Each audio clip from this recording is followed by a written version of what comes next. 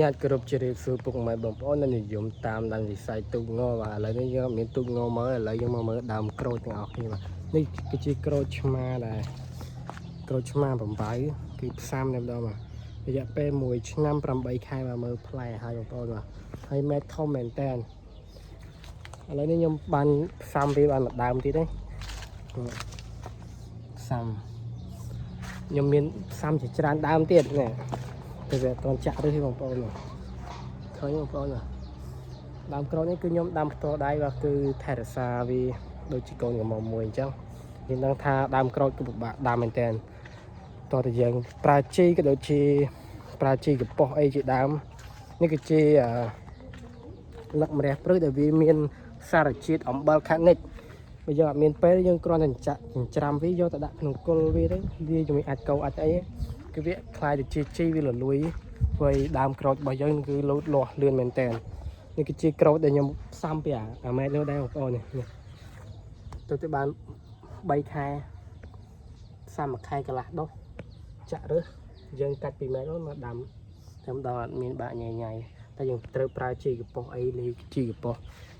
យើងបងប្អូនយើងដឹងដែរនិយមអ្នកស្នេហាវិស័យកសិកម្មជីកប៉ុសនឹងដែរខ្ញុំចេះធ្វើនៅចន្លោះខ្ញុំថ្នាក់ទី10នោះគឺរៀននៅក្នុងមុខវិជ្ជាជីវវិទ្យាបាទលោកគ្រូហុងសវណ្ណរិទ្ធគាត់នាំកូនសិស្សទៅអនុវត្តផ្ទាល់ធ្វើឲ្យខ្ញុំចេះដែរឥឡូវយើងមកមើលក្រូចមួយទៀតតែខ្ញុំផ្សំចេញពីអាម៉ែតឯនោះដែរ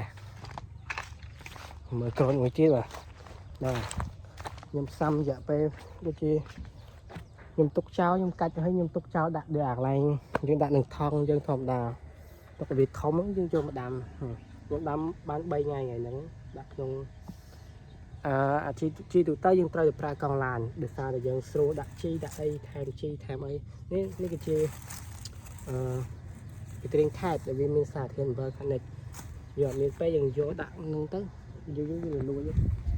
ហើយយើងមកមើលដើមទៀតដែលខ្ញុំផ្សំដែរខ្ញុំទៅដាំស្មើគ្នាតែម្ដងនេះបងប្អូនល្អបងប្អូននេះគឺជាពីរដើមនេះអានេះពូខ្លាយដើមទី1ដើមទី2ដើមតាណាគ្នាដែរបងប្អូនមើលអត់មានសាច់ពីអីមើលផ្លែគឺគ្រប់រដូវទាំងខួបប្រាំងខួបវស្សាបាទអរគុណបងប្អូនខ្ញុំមានតែប៉ុណ្្នឹងថ្ងៃហ្នឹងអរគុណ